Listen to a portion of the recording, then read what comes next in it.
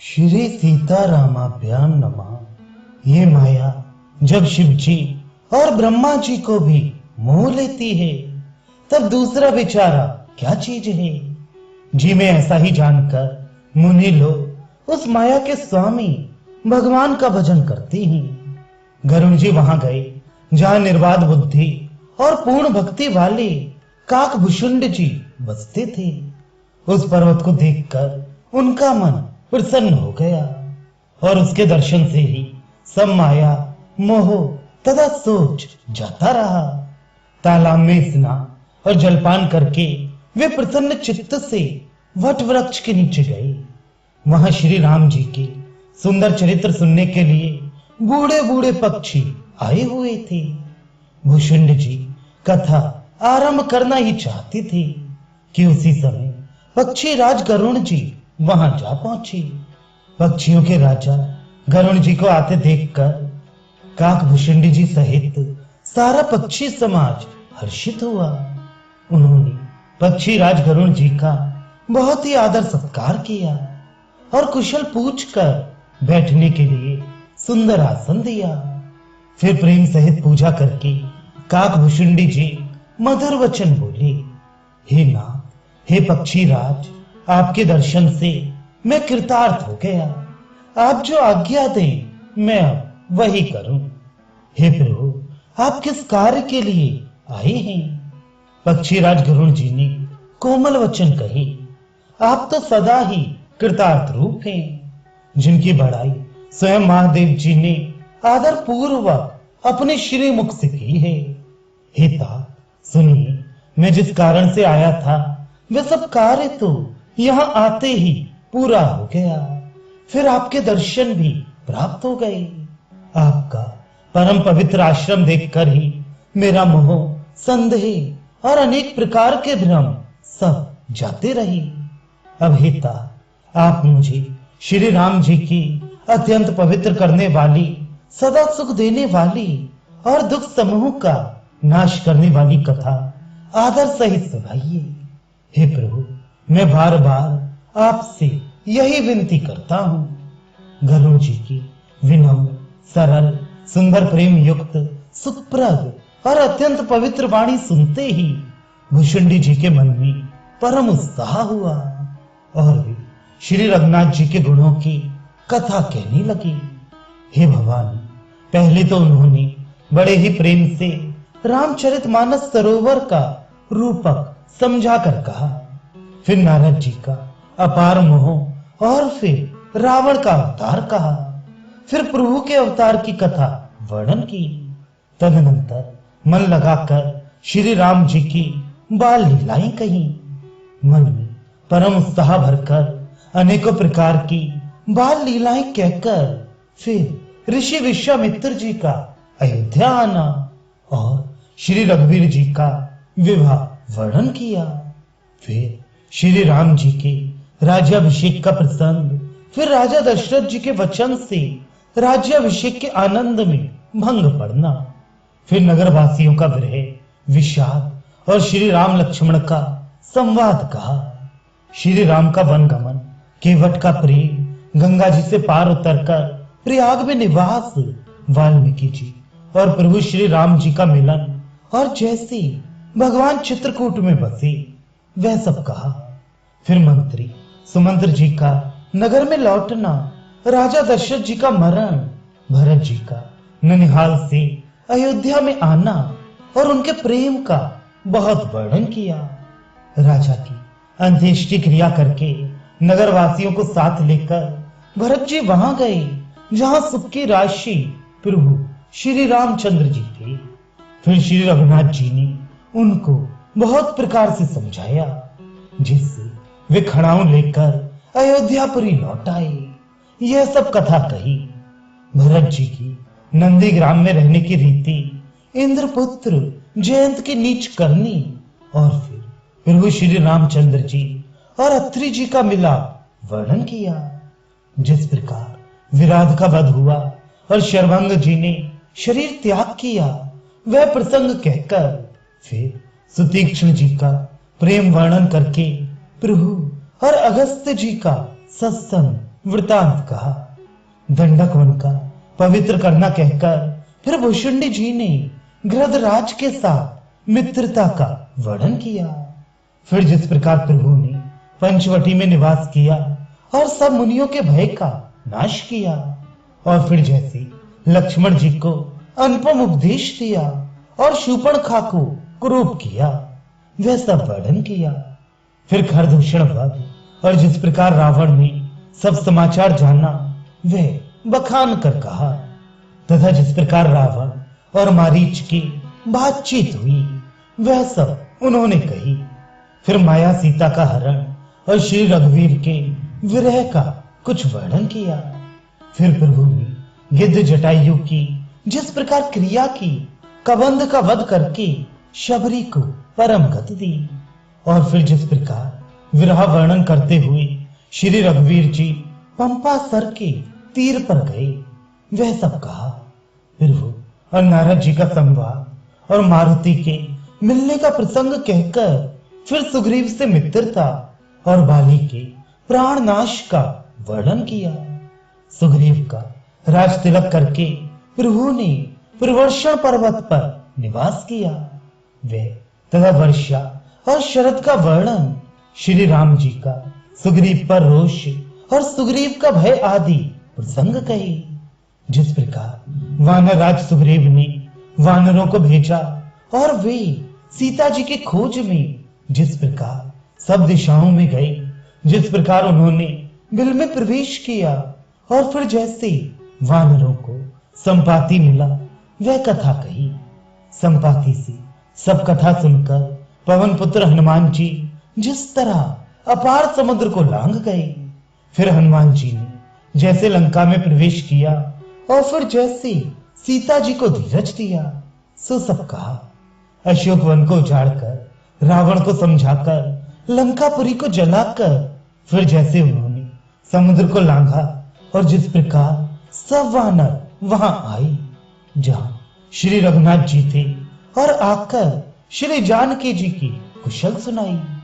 फिर जिस प्रकार सेना सहित श्री रघुवीर जाकर समुद्र के तट पर उतरे, और जिस प्रकार विभीषण जी आकर उनसे मिली, वे सब और समुद्र के बांधने की कथा उसने सुनाई।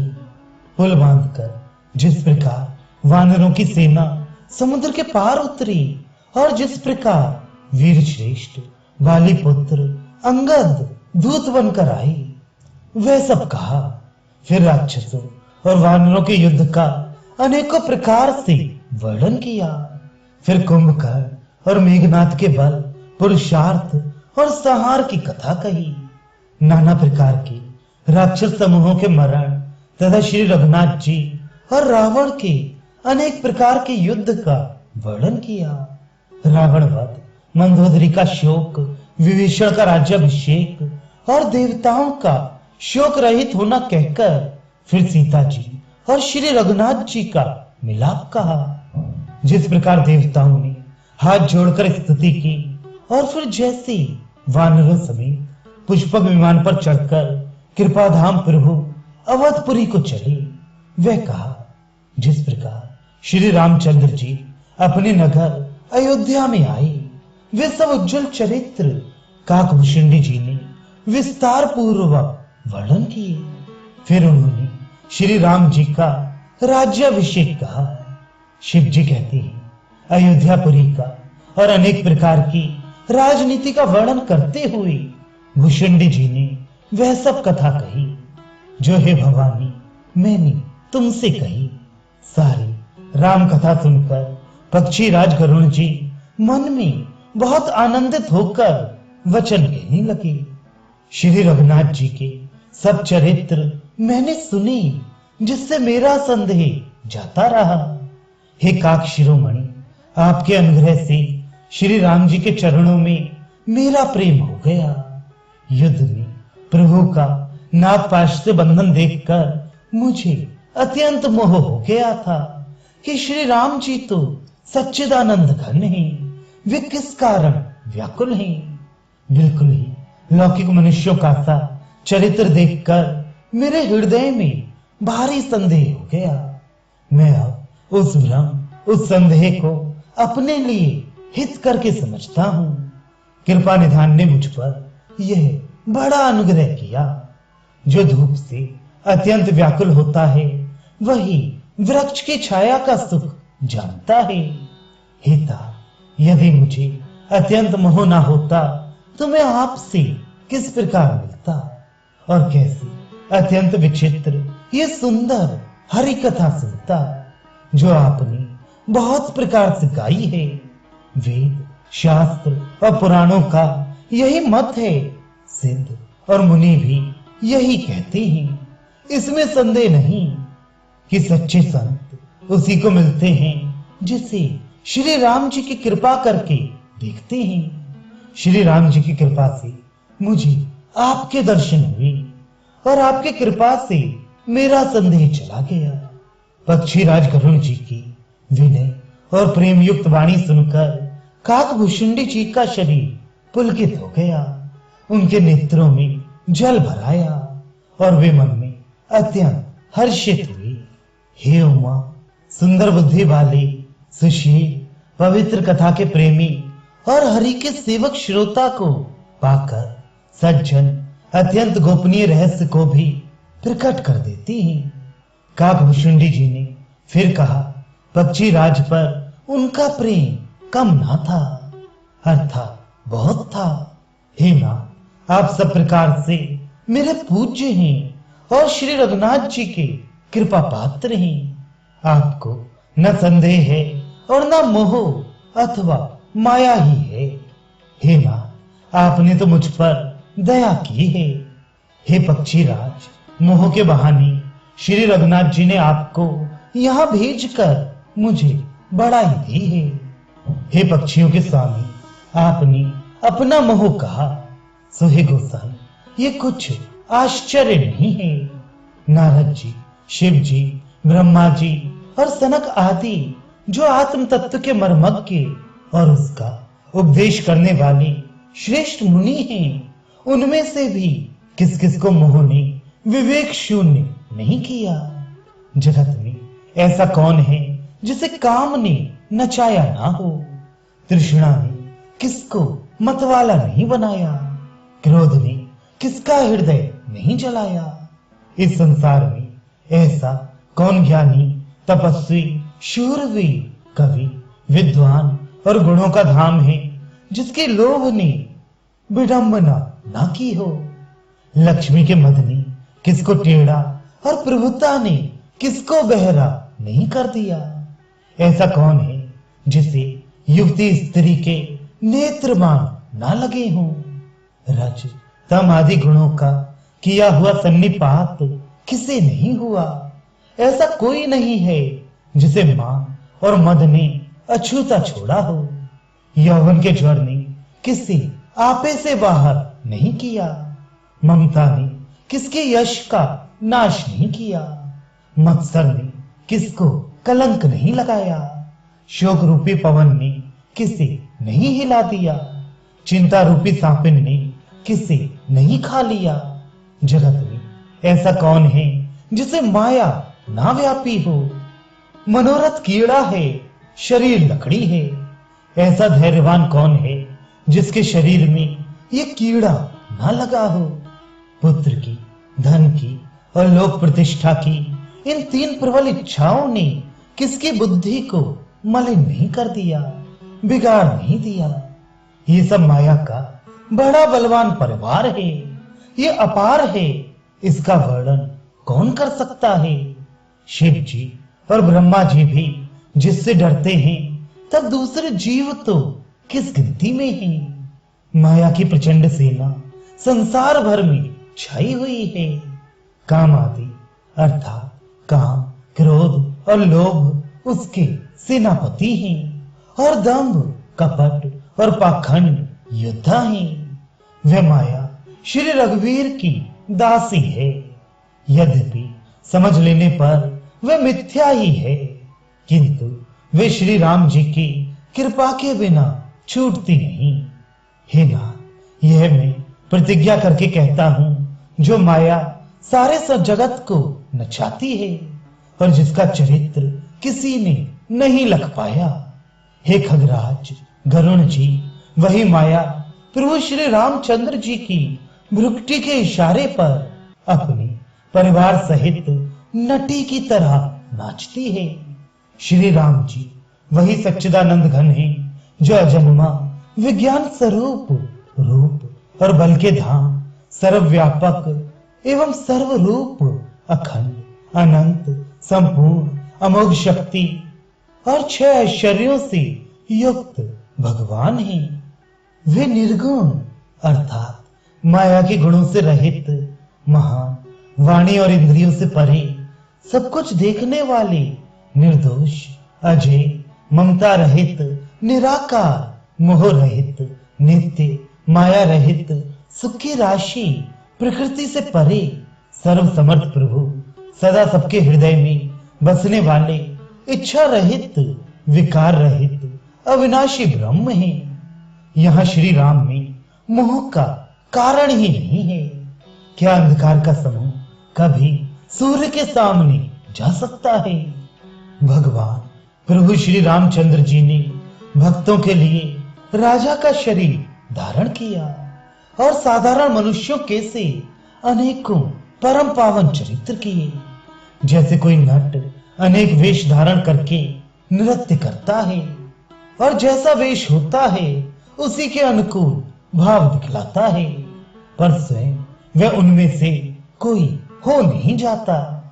हे गरुण जी, ऐसा ही रघुनाथ जी का भाव है, ऐसी ही उनकी यह लीला है जो राक्षसों को विशेष मोहित करने वाली और भक्तों को सुख देने वाली है।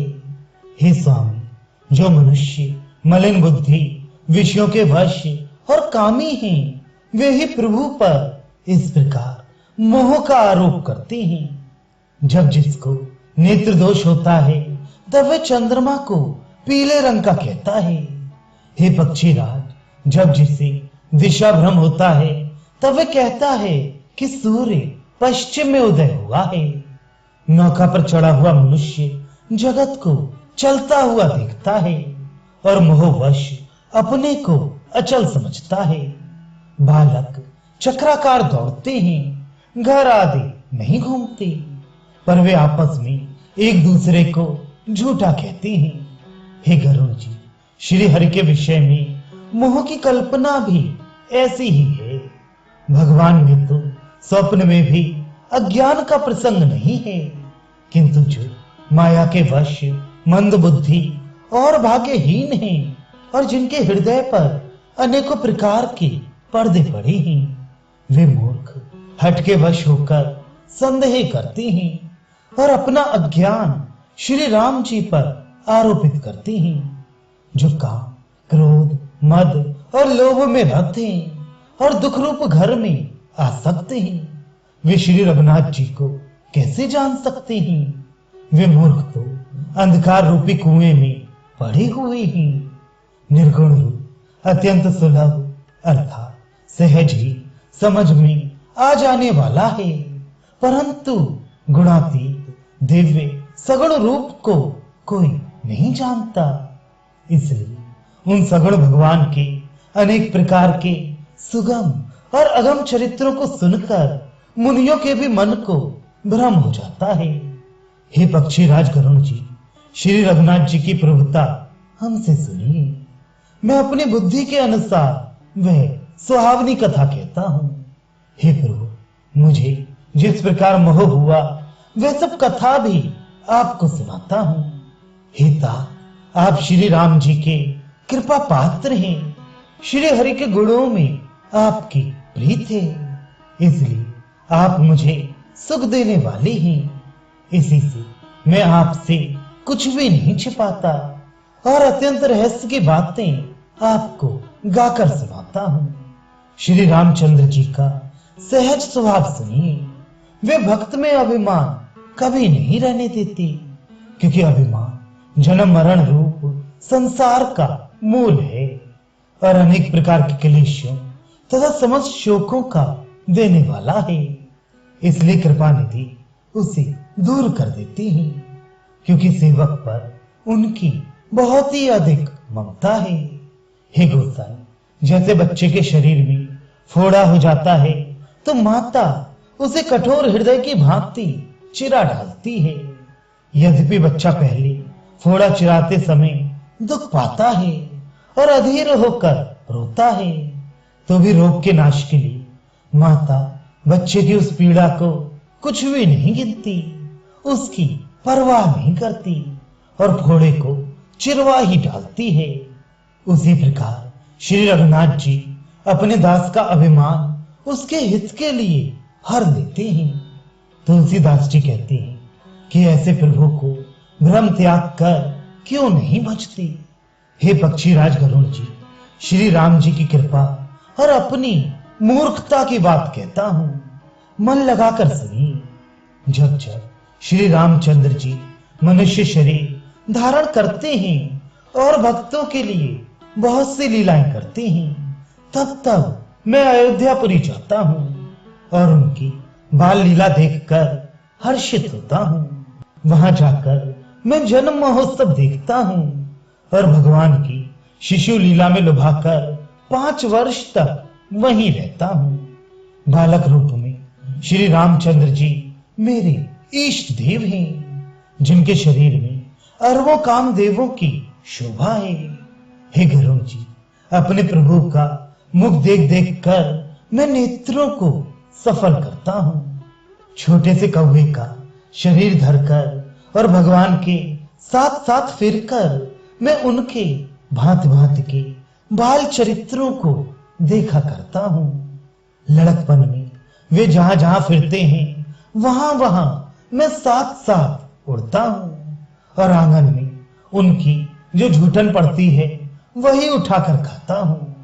एक बार श्री रघुवीर ने सब चरित्र बहुत अधिकता से किए। प्रभु की उस लीला का स्मरण करते ही काकभुषुंडी जी का शरीर प्रेमानंद वश पुलकित हो गया। भुषुंडी जी कहने लगे, हे पक्षी राज, सुनिए, श्री राम जी का चरित्र सेवकों को सुख देने वाला है। अयोध्या का राजमहल सब प्रकार से सुंदर है। सोने के महल में नाना प्रकार के रत्न जड़े हुए हैं। सुंदर आंगन का वर्णन नहीं किया जा सकता, जहां चारों भाई नित्य खेलते हैं। माता को सुख देने वाले बाल विनोद करते हुए श्री रघुनाथ जी आंगन में विचर रहे हैं। मरकत मणि के समान हरिताभ श्याम और कोमल शरीर है। अंग अंग में बहुत से कामदेवों की शोभा छाई हुई है। नवीन लाल कमल के समान लाल लाल कोमल चरण हैं, सुंदर उंगलियां हैं और नख अपनी ज्योत से चंद्रमा की कांति को हरने वाले हैं। तलवे में वज्र आदि अर्थात वज्र, अंकुश, ध्वजा और कमल के 4 सुंदर चिन्ह हैं। चरणों में मधुर शब्द करने वाले सुंदर नुपुर हैं। मणियों रत्नों से जड़ी हुई सोने की बनी हुई सुंदर करधनी का शब्द सुहावना लग रहा है। उधर पर तिरवली है, नाभि सुंदर और गहरी है। विशाल वक्षस्थल पर अनेकों प्रकार के बच्चों के आभूषण और वस्त्र सुशोभित हैं। लाल लाल हथेलियां, नख और उंगलियां मन को हरने वाली हैं और विशाल भुजाओं पर सुंदर आभूषण हैं। सिंह के बच्चे कैसे कंधे और शंख के समान 3 रेखाओं से युक्त गला है। सुंदर ठुड्डी है और मुख तो छवि की सीमा ही है। तोतले वचन हैं, लाल लाल ओंठ हैं, उज्जवल, सुंदर और छोटी छोटी ऊपर और नीचे 2-2 दंतुलियां हैं। सुंदर गाल, मनोहर नासिका और सब सुखों को देने वाली चंद्रमा की किरणों के समान मधुर मुस्कान है। नीले कमल के समान नेत्र जन्म मृत्यु के बंधन से छुड़ाने वाले हैं। ललाट पर गोरोचन का तिलक सुशोभित है। भौहें टेढ़ी हैं, कान सम और सुंदर हैं। काले और घुंघराले केशों की छवि छा रही है।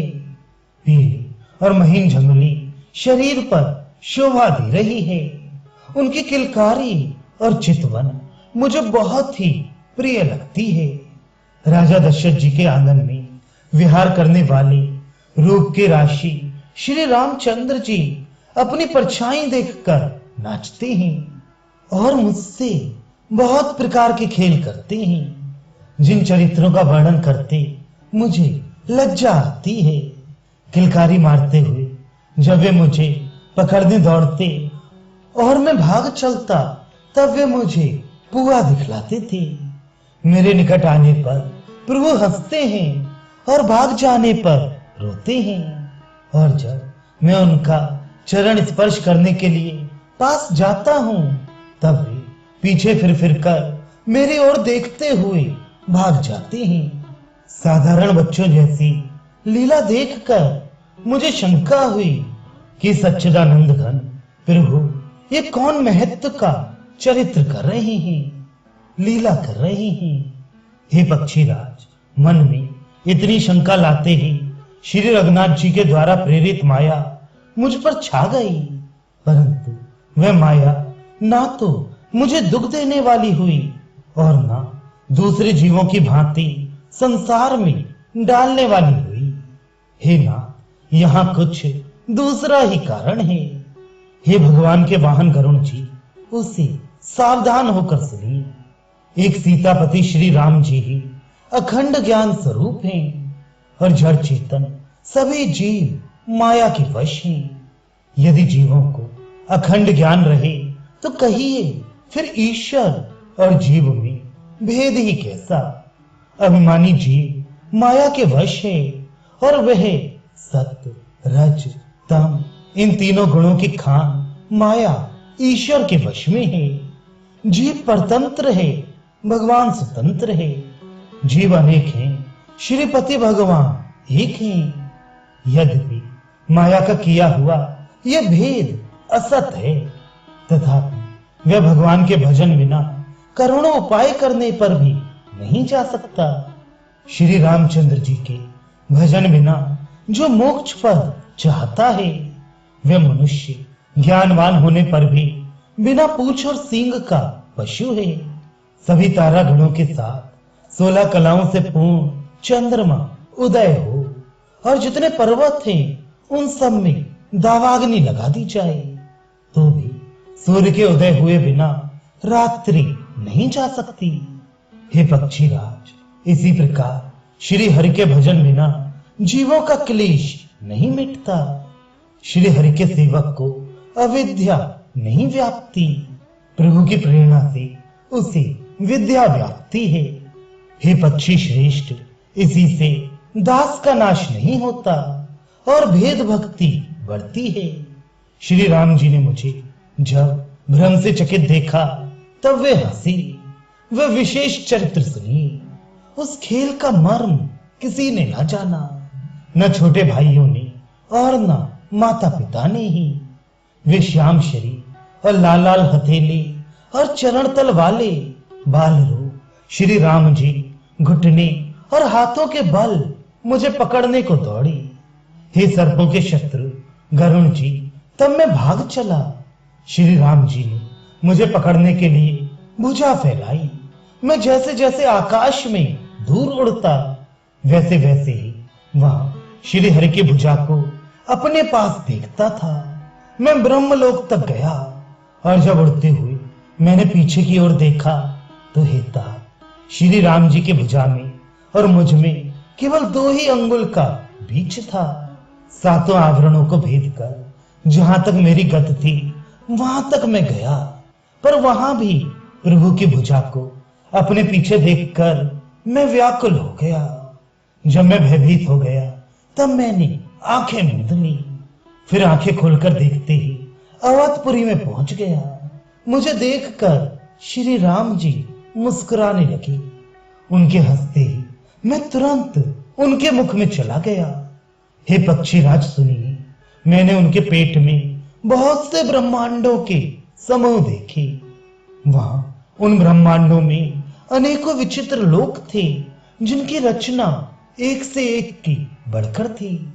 करोड़ों ब्रह्मा जी और शिव जी, अनगणित तारागण, सूर्य और चंद्रमा, अनगणित लोकपाल यम और काल, अनगिनत विशाल पर्वत और भूमि, असंख्य समुद्र, नदी, तालाब और वन तथा और भी नाना प्रकार की सृष्टि का विस्तार देखा। देवता, मुनि, सिद्ध, नाग, मनुष्य, किन्नर तथा चारों प्रकार के जड़ और चेतन जीव देखे, जो कभी न देखा था, न सुना था और जो मन में भी नहीं समा सकता था, अर्थात जिसकी कल्पना भी नहीं की जा सकती थी। वही सब अद्भुत सृष्टि मैंने देखी। तब उसका किस प्रकार वर्णन किया जाए। मैं एक एक ब्रह्मांड में एक एक 100 वर्ष तक रहता। इस प्रकार मैं अनेकों ब्रह्मांड देखता फिरा। प्रत्येक लोक में भिन्न भिन्न ब्रह्मा, भिन्न भिन्न विष्णु, शिव, मनु, दिक्पाल, मनुष्य, गंधर्व, भूत, वेताल, किन्नर, राक्षस, पशु, पक्षी, सर्प तथा नाना जाति के देवता एवं दैत्यगण थे। सभी जीव वहां दूसरे ही प्रकार के थे। अनेक पृथ्वी, नदी, समुद्र, तालाब, पर्वत तथा सब सृष्टि वहां दूसरी ही दूसरी प्रकार की थी। प्रत्येक ब्रह्मांड में मैंने अपना रूप देखा तथा अनेकों अनुपम वस्तुएं देखी। प्रत्येक भुवन में न्यारी ही अवधपुरी, भिन्न ही सरयू जी और भिन्न प्रकार के ही नर नारी थे। हे तात, सुनिए, दशरथ जी, कौशल्या जी और भरत जी आदि भाई भी भिन्न भिन्न रूपों के थे। मैं प्रत्येक ब्रह्मांड में राम अवतार और उनकी अपार बाल लीलाएं देखता फिरता। हे हरिवाहन, मैंने सभी कुछ भिन्न भिन्न और अत्यंत विचित्र देखा। मैं अनगिनत ब्रह्मांडों में फिरा, पर प्रभु श्री रामचंद्र जी को मैंने दूसरी तरह का नहीं देखा। सर्वत्र वही शिशुपन, वही शोभा और वही कृपालु श्री रघुवीर। इस प्रकार मोह रूपी पवन की प्रेरणा से मैं भुवन भुवन में देखता फिरता था। अनेक ब्रह्मांडों में भटकते मुझे मानो 100 कल्प बीत गए। फिरता फिरता मैं अपने आश्रम में आया और कुछ काल वहां रहकर बिताया। फिर जब अपने प्रभु का अवधपुरी में अवतार सुन पाया, तब प्रेम से परिपूर्ण होकर मैं हर्ष पूर्वक उठ दौड़ा। जाकर मैंने जन्म महोत्सव देखा, जिस प्रकार मैं पहले वर्णन कर चुका हूं। श्री रामचंद्र जी के पेट में मैंने बहुत से जगत देखे, जो देखते ही बनते थे, वर्णन नहीं किए जा सकते। वहां फिर मैंने सुजान, माया के स्वामी, कृपालु भगवान श्री राम को देखा।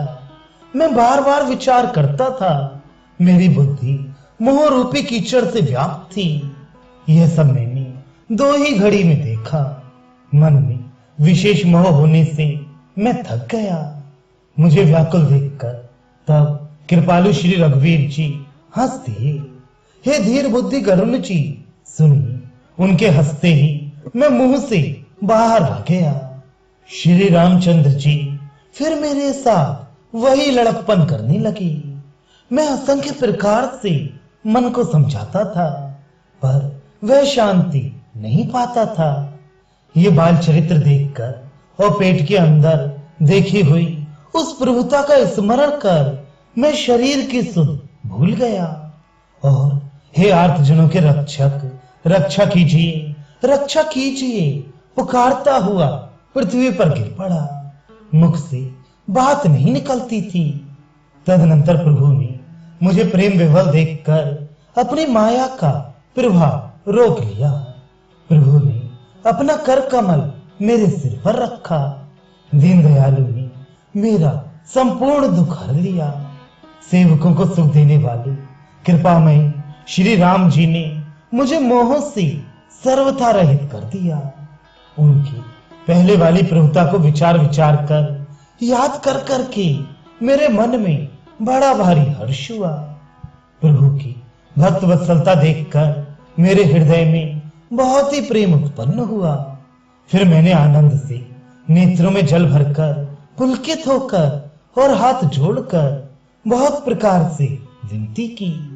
मेरी प्रेम युक्त वाणी सुनकर और अपने दास को दीन देखकर रमा निवास श्री राम जी सुखदायक गंभीर और कोमल वचन बोली। हे काकभूषिंड, तू मुझे अत्यंत प्रसन्न जानकर वर मांग।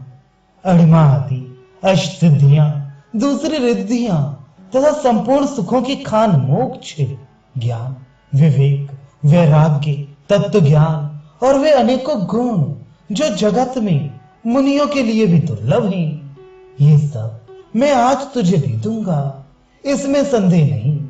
जो तेरे मन भाए सो मांग ले। प्रभु के वचन सुनकर मैं बहुत ही प्रेम में भर गया।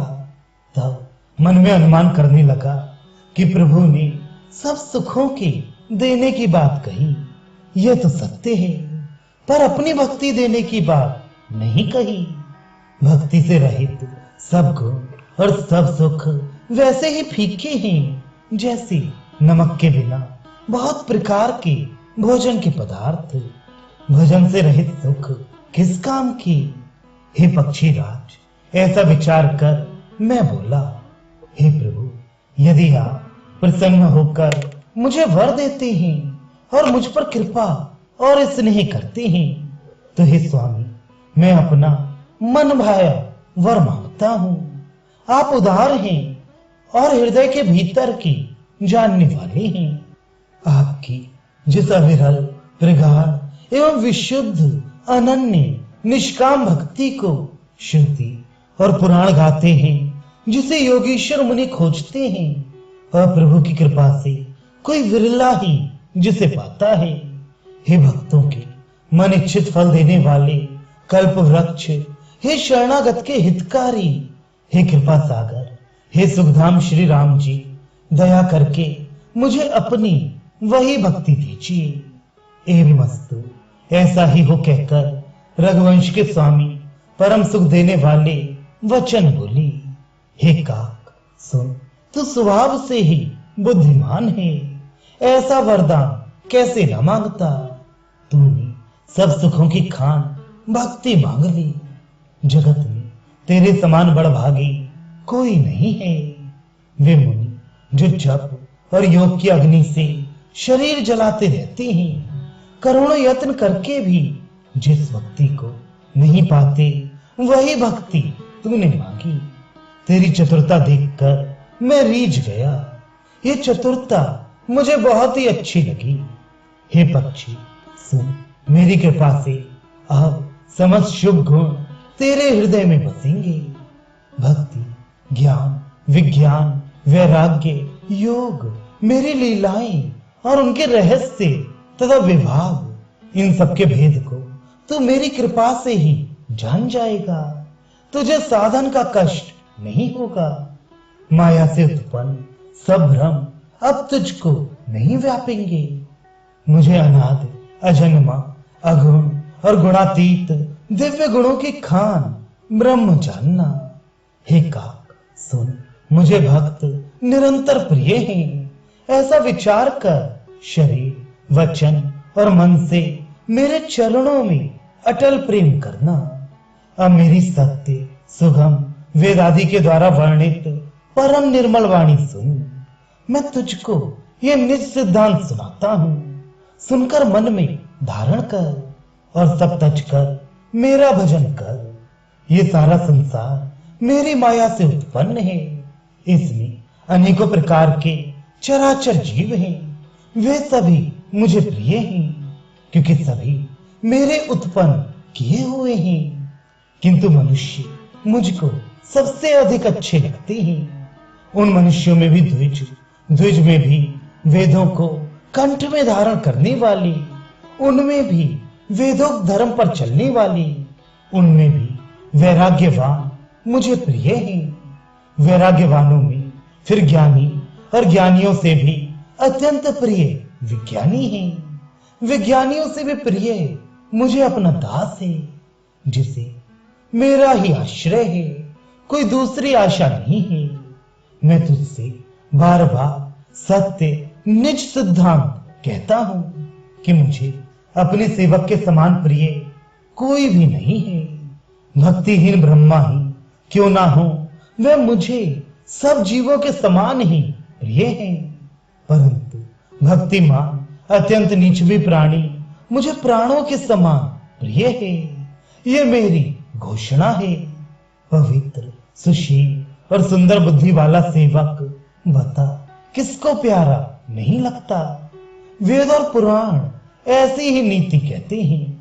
हे काक, सावधान होकर सुन। एक पिता के बहुत से पुत्र पृथक पृथक गुण, स्वभाव और आचरण वाले होते हैं।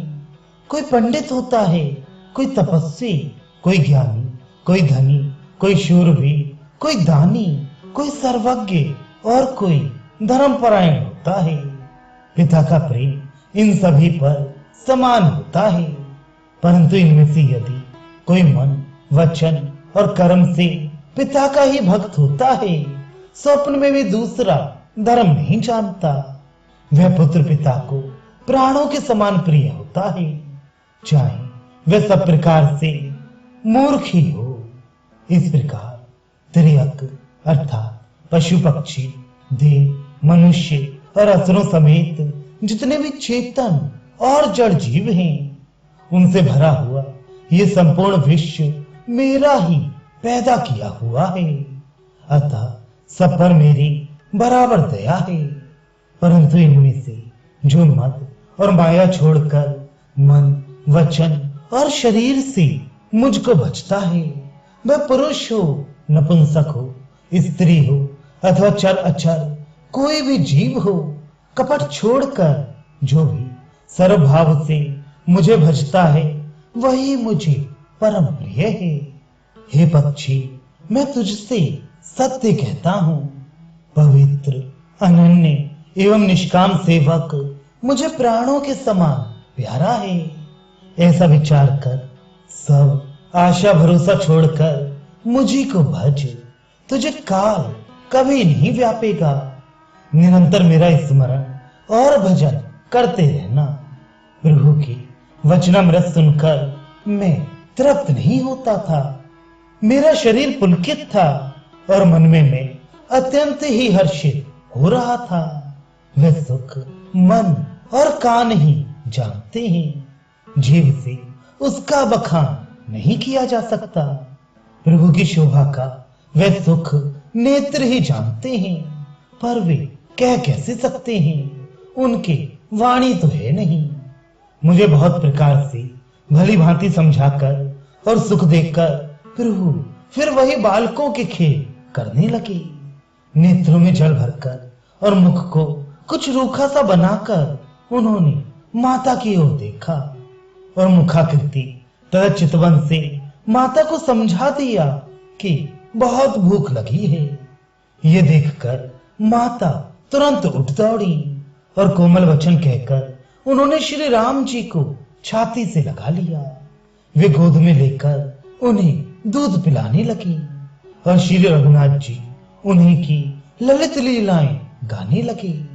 जिस सुख के लिए सबको सुख देने वाले कल्याण रूप त्रिपुरारी शिव जी ने अशुभ वेश धारण किया, उस सुख में अवधपुरी के नर नारी निरंतर निमग्न रहते हैं। उस सुख का लवलेश मात्र जिन्होंने एक बार स्वप्न में भी प्राप्त कर लिया। हे पक्षी राज, वे सुंदर बुद्धि वाले सज्जन पुरुष उसके सामने ब्रह्म सुख को कुछ भी नहीं गिनते। मैं और कुछ समय तक अवधपुरी में रहा और मैंने श्री राम जी की रसीली बाल लीलाएं देखी। श्री राम जी की कृपा से मैंने भक्ति का वरदान पाया। तदनंतर प्रभु के चरणों की वंदना करके मैं अपने आश्रम पर लौट आया। इस प्रकार जब से श्री रघुनाथ जी ने मुझको अपनाया, तब से मुझे माया कभी नहीं व्यापी। श्री हरि की माया ने मुझे जैसे नचाया, वह सब गुप्त चरित्र मैंने कहा। हे पक्षी राज करो, अब मैं आपसे अपना निजी अनुभव कहता हूं। वह ये है कि भगवान के भजन बिना क्लेश दूर नहीं होते।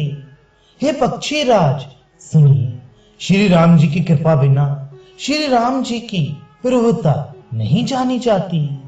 प्रभुता जाने बिना उन पर विश्वास नहीं जमता, विश्वास के बिना प्रीत नहीं होती, और प्रीत बिना भक्ति वैसे ही दृढ़ नहीं होती जैसे हे पक्षी राज जल की चिकनाई ठहरती नहीं। गुरु के बिना कहीं ज्ञान हो सकता है, अथवा वैराग्य के बिना कहीं ज्ञान हो सकता है। इसी तरह वेद और पुराण कहते हैं कि श्री हरि के भक्ति के बिना क्या सुख मिल सकता है।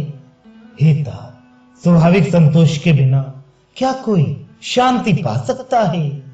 चाहे करोड़ों उपाय करके पच पच मरिए, फिर भी क्या कभी जल के बिना नाव चल सकती है। संतोष के बिना कामना का नाश नहीं होता, और कामनाओं के रहते स्वप्न में भी सुख नहीं हो सकता।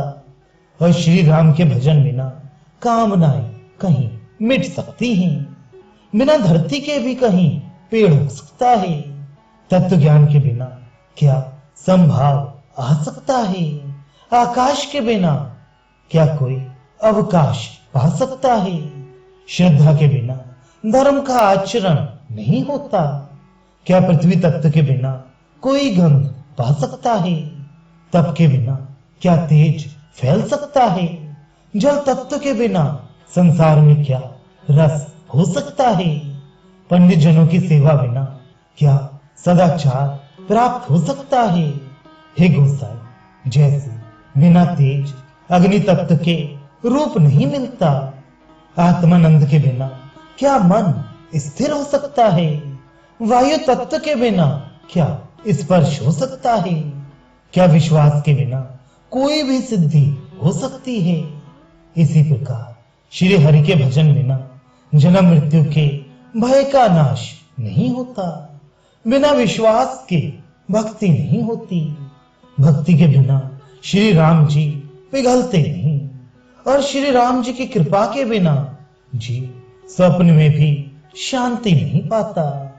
हे धीर बुद्धि, ऐसा विचार कर संपूर्ण कुतर्कों और संदेहों को छोड़कर करुणा की खान सुंदर और सुख देने वाले श्री रघुवीर का भजन कीजिए। हे पक्षी राज, हे नाथ, मैंने अपनी बुद्धि के अनुसार प्रभु के प्रताप और महिमा का गान किया। मैंने इसमें कोई बात युक्ति से बढ़ाकर नहीं कही है, ये सब अपनी आंखों देखी कही है। श्री रघुनाथ जी की महिमा, नाम, रूप और गुणों की कथा सभी अपार एवं अनंत हैं, तो श्री रघुनाथ जी स्वयं भी अनंत हैं। मुनिगण अपनी अपनी बुद्धि के अनुसार श्री हरि के गुण गाते हैं। वे शेष और शिव जी भी उनका पार नहीं पाते। आपसे लेकर मच्छर पर्यंत सभी छोटे बड़े जीव आकाश में उड़ते हैं, किंतु आकाश का अंत कोई नहीं पाते। इसी प्रकार हे तात, श्री रघुनाथ जी की महिमा भी अथाह है। क्या कभी कोई उसकी था पा सकता है। श्री राम जी का अरबों कामदेवों के समान सुंदर शरीर है। वे अनंत कोटि दुर्गाओं के समान शत्रुनाशक हैं। अरबों इंद्रों के समान उनका विलास ऐश्वर्य है। अरबों आकाशों के समान उनमें अनंत अवकाश अर्थात स्थान है। अरबों पवन के समान उनमें महान बल है, और अरबों सूर्यों के समान प्रकाश है। अरबों चंद्रमाओं के समान वे शीतल और संसार के समस्त भयों का नाश करने वाले हैं। अरबों कालों के समान वे अत्यंत दुस्तर, दुर्गम और दुरंत हैं। वे भगवान अरबों पुच्छल तारों के समान अत्यंत प्रबल हैं। अरबों पातालों के समान प्रभु अथाह हैं। अरबों यमराजों के समान भयानक हैं। अनंत कोटि तीर्थों के समान वे पवित्र करने वाले हैं। उनका नाम संपूर्ण पाप समूह का नाश करने वाला है। श्री रघुवीर करोड़ों हिमालयों के समान अचल स्थिर हैं, और अरबों समुद्रों के समान गहरे हैं। भगवान अरबों कामधेनुओं के समान सब इच्छित पदार्थों के देने वाले हैं। उनमें अनंत कोटि सरस्वतियों के समान चतुरता है। अरबों ब्रह्माओं के समान सृष्टि रचना की निपुणता है। वे करोड़ों विष्णुओं के समान पालन करने वाले और अरबों रुद्रों के समान संहार करने वाले हैं। वे अरबों कुबेरों के समान धनवान और करोड़ों मायाओं के समान सृष्टि के खजाने हैं। बोझ उठाने में वे अरबों शेषों के समान हैं। अधिक क्या, जगदीश्वर प्रभु श्री राम जी सभी बातों में सीमा रहित और उपमा रहित हैं। श्री राम जी उपमा रहित हैं, उनकी कोई दूसरी उपमा है ही नहीं। श्री राम के समान श्री राम ही हैं, ऐसा वेद कहते हैं।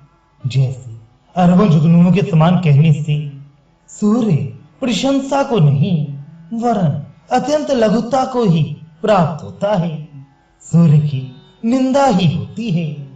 इसी प्रकार अपनी अपनी बुद्धि के विकास के अनुसार मुनीश्वर श्री हरि का वर्णन करते हैं, किंतु प्रभु भक्तों के भाव मात्र को ग्रहण करने वाले और अत्यंत कृपालु हैं। वे उस वर्णन को प्रेम सहित सुनकर सुख मानते हैं। श्री राम जी अपार गुणों के समुद्र हैं, क्या उनकी कोई था पा सकता है। संतों से मैंने जैसा कुछ सुना था वही आपको सुनाया। सुख के भंडार करुणाधाम भगवान प्रेम के वश हैं। अतः ममता मद और मान को छोड़कर सदा श्री जानकी नाथ जी का ही भजन करना चाहिए। भुषुंड जी के सुंदर वचन सुनकर पक्षी राज ने हर्षित होकर अपने पंख फुला लिए। उनके नेत्रों में प्रेमानंद के आंसुओं का जल आ गया और मन अत्यंत हर्षित हो गया। उन्होंने श्री रघुनाथ जी का प्रताप हृदय में धारण किया। वे अपने पिछले मोह को समझकर पछताने लगे कि मैंने अनादि ब्रह्म को मनुष्य करके माना।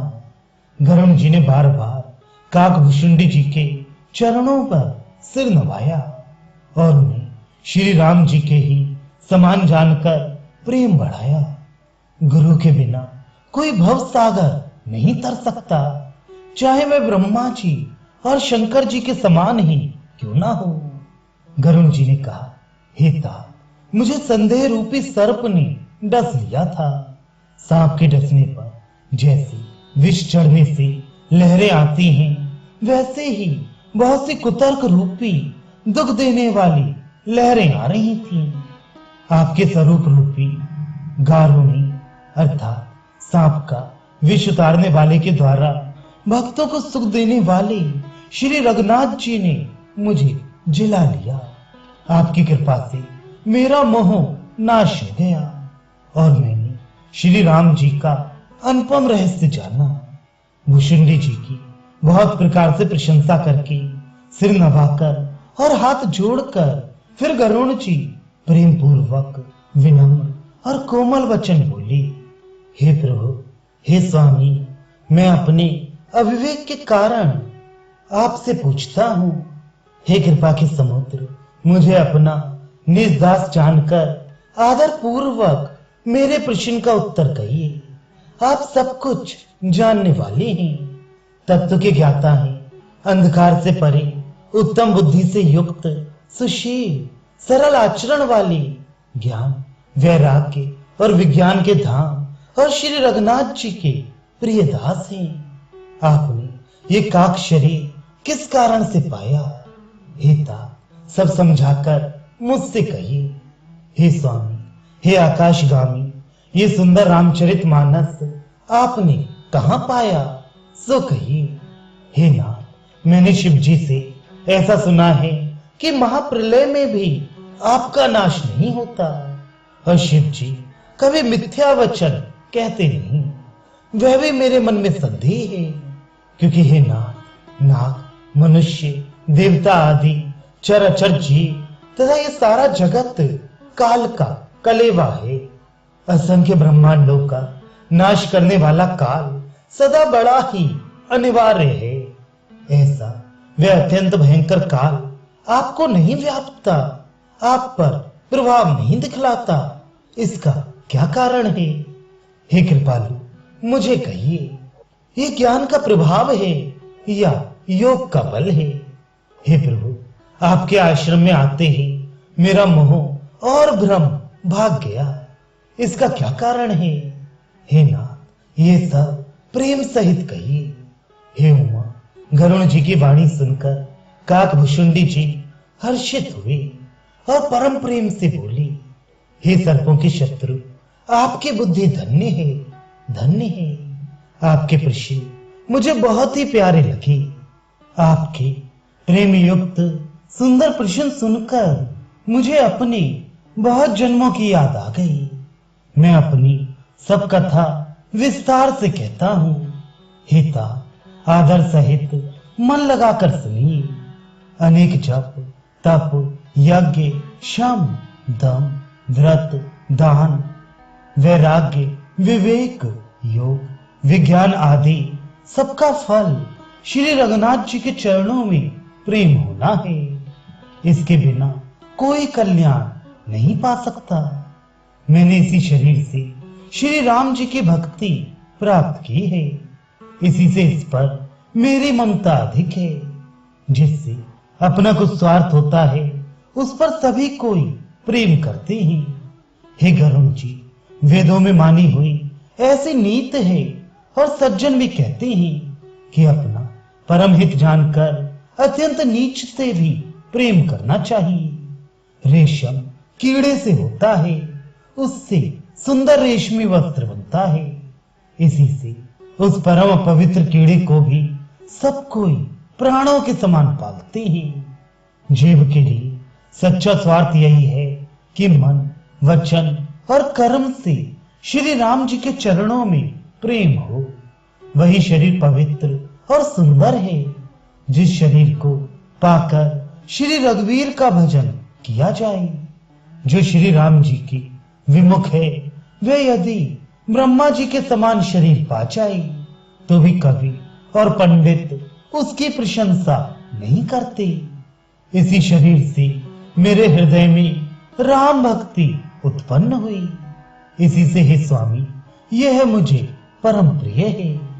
मेरा मरण अपनी इच्छा पर है, परंतु फिर भी मैं ये शरीर नहीं छोड़ता, क्योंकि वेदों ने वर्णन किया है कि शरीर के बिना भजन नहीं होता।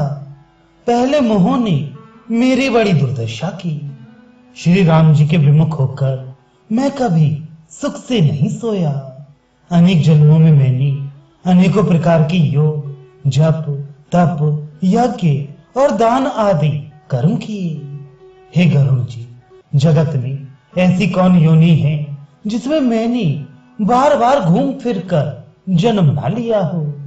हे गोसाई, मैंने सब कर्म करके देख लिए, पर अब इस जन्म की तरह मैं कभी सुखी नहीं हुआ। हे नाथ, मुझे बहुत से जन्मों की याद है, क्योंकि श्री शिव जी की कृपा से मेरी बुद्धि को मोह ने नहीं घेरा। हे पक्षी राज, सुनिए, अब मैं अपने प्रथम जन्म के चरित्र कहता हूँ, जिन्हें सुनकर प्रभु के चरणों में प्रीत उत्पन्न होती है, जिससे सब क्लेश मिट जाते हैं। हे प्रभु, पूर्व के एक कल्प में पापों का मूल युग कलयुग था, जिसमें पुरुष और स्त्री सभी अधर्म परायण और वेद के विरोधी थे। उस कलयुग में मैं अयोध्यापुरी में जाकर शूद्र का शरीर पाकर जन्मा।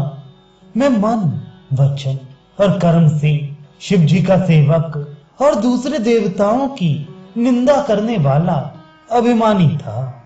मैं धन के मद से मदवाला, बहुत ही बकवादी और उग्र बुद्धि वाला था। मेरे हृदय में बड़ा भारी दंभ था। यद्यपि मैं श्री रघुनाथ जी की राजधानी में रहता था, तथापि मैंने उस समय उसकी महिमा कुछ भी नहीं जानी। अब मैंने अवध का प्रभाव जाना।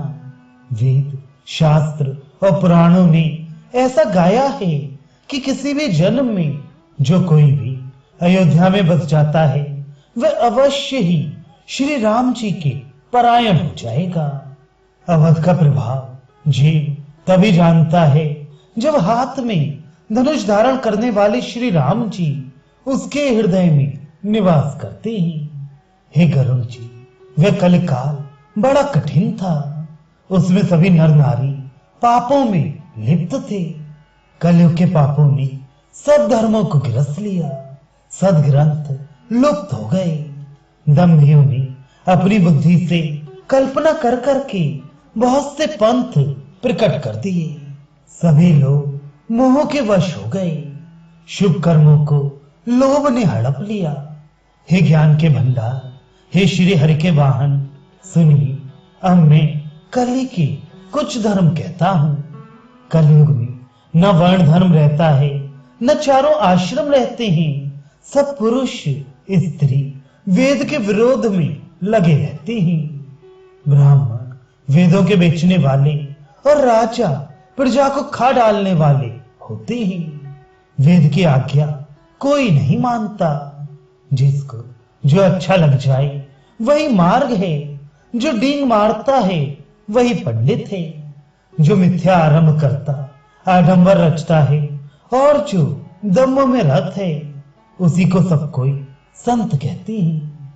जो जिस किसी प्रकार से दूसरों का धन हरण कर ले वही बुद्धिमान है। जो दम्भ करता है वही बड़ा आचारी है। जो झूठ बोलता है और हंसी दिल लगी करना जानता है, कलयुग में वही गुणवान कहा जाता है।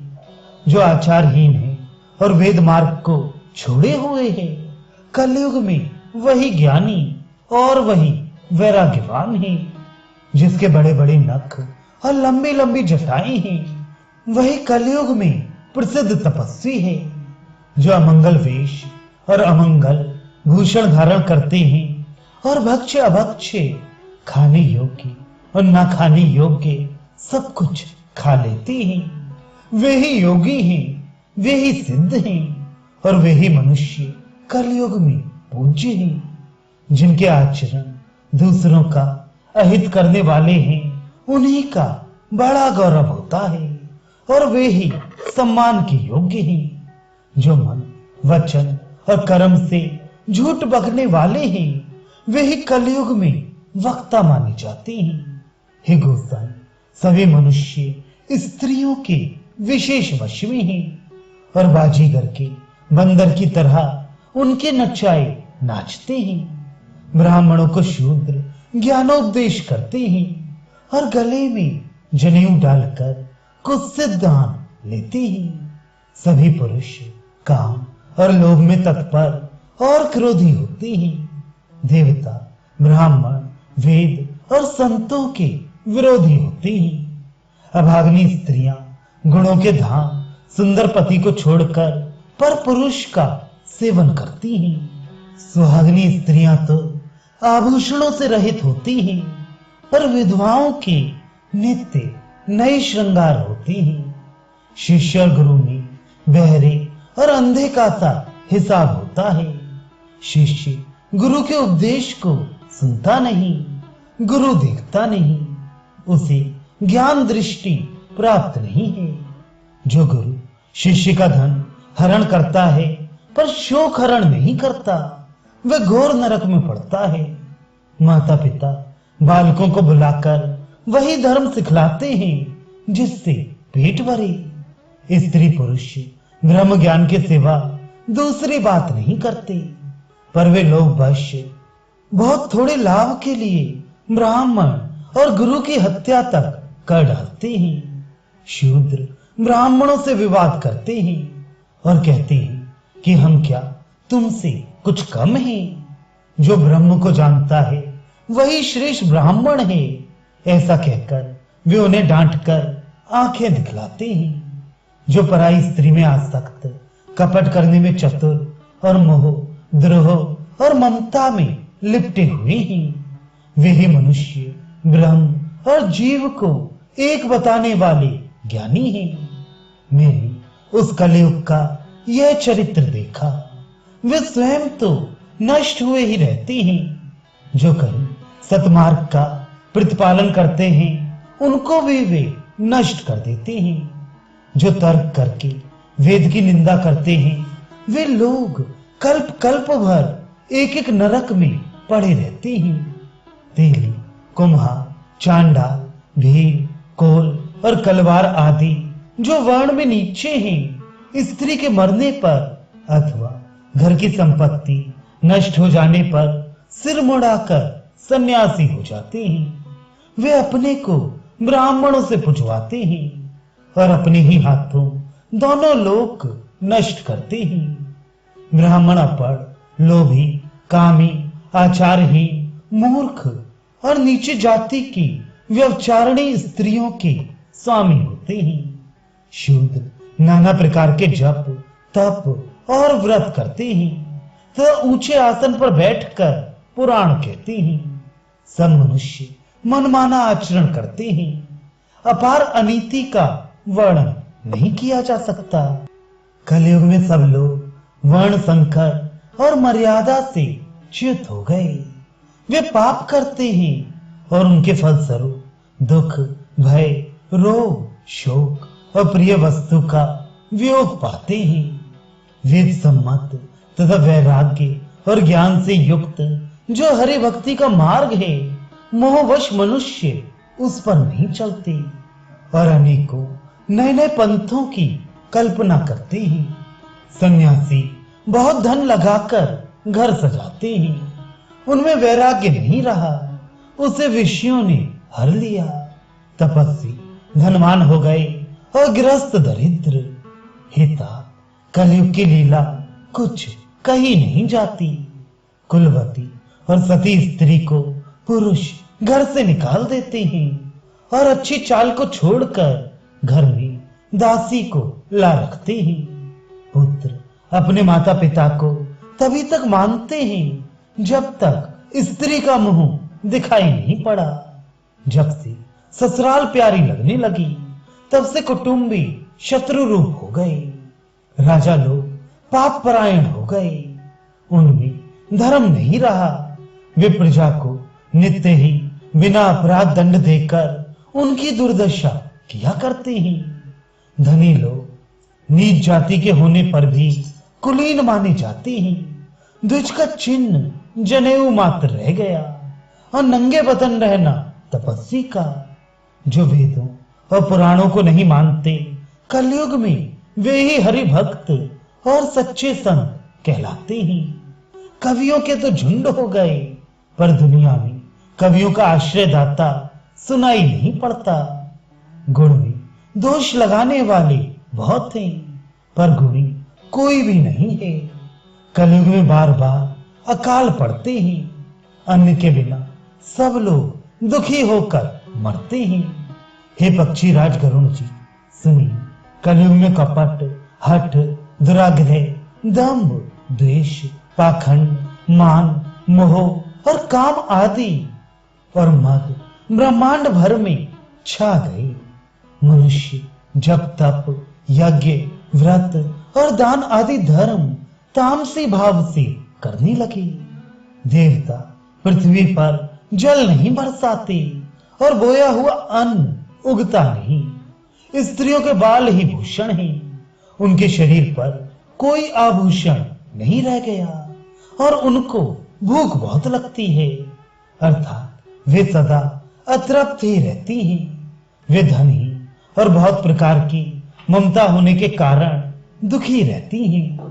वे मूर्ख सुख चाहती हैं, पर धर्म में उनका प्रेम नहीं है। बुद्धि थोड़ी है और कठोर है, उनमें कोमलता नहीं है। मनुष्य रोगों से पीड़ित है, सुख कहीं नहीं है। बिना ही कारण अभिमान और विरोध करते हैं। 10-5 वर्ष का थोड़ा सा जीवन है, परंतु घमंड ऐसा है मानो प्रलय होने पर भी उनका नाश नहीं होगा। कल काल ने मनुष्य को अस्त व्यस्त कर डाला। कोई बहन बेटी का विचार भी नहीं करता। लोगों में न संतोष है, न विवेक है और न शीतलता है। जाति को जाति सभी लोग भीख मांगने वाले हो गए। ईर्ष्या, कड़वे वचन और लालच भरपूर हो रहे हैं। समता चली गई। सब लोग वियोग और विशेष शोक से भरे पड़े हैं। वर्णाश्रम धर्म के आचरण नष्ट हो गए। इंद्रियों का दमन, दान, दया और समझदारी किसी में नहीं रही। मूर्खता और दूसरों को ठगना यह बहुत अधिक बढ़ गया। स्त्री पुरुष सभी शरीर के ही पालन पोषण में लगे रहते हैं। जो पराई निंदा करने वाले हैं जगत में वे ही फैले हैं। हे सर्पों के शत्रु गरुण जी, सुनिए, कलिकाल पाप और अवगुणों का घर है, किंतु कलयुग में एक गुण भी बड़ा है कि उसमें बिना ही परिश्रम व बंधन से छुटकारा मिल जाता है। सतयुग, त्रेता और द्वापर में जो गति पूजा, यज्ञ और योग से प्राप्त होती है, वही गति कलयुग में लोग केवल भगवान के नाम से पा जाते हैं। सतयुग में सब योगी और विज्ञानी होते हैं। हरि का ध्यान करके सब प्राणी भव सागर से तर जाते हैं।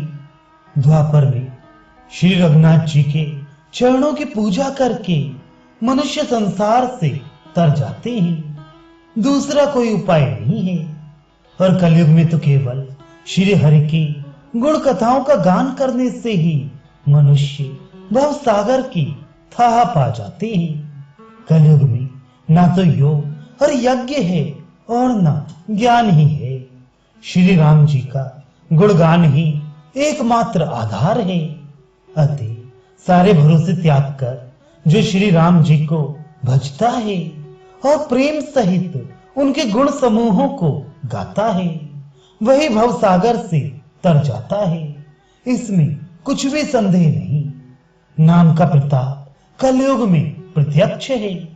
कलयुग का एक पवित्र प्रताप महिमा है कि मानसिक पुण्य तो होते हैं पर मानसिक पाप नहीं होते। यदि मनुष्य विश्वास करे तो कलयुग के समान दूसरा युग नहीं है, क्योंकि इस युग में श्री राम जी के निर्मल गुण समूहों को गा गा कर मनुष्य बिना ही परिश्रम संसार रूपी समुद्र से तर जाता है। धर्म के 4 चरण सत्य, दया, तप और दान प्रसिद्ध हैं, जिनमें से कलयुग में एक दान रूपी चरण ही प्रधान है। जिस किसी प्रकार से भी दिए जाने पर दान कल्याण ही करता है। श्री राम जी की माया से प्रेरित होकर सबके हृदयों में सभी युगों के धर्म नित्य होते रहते हैं।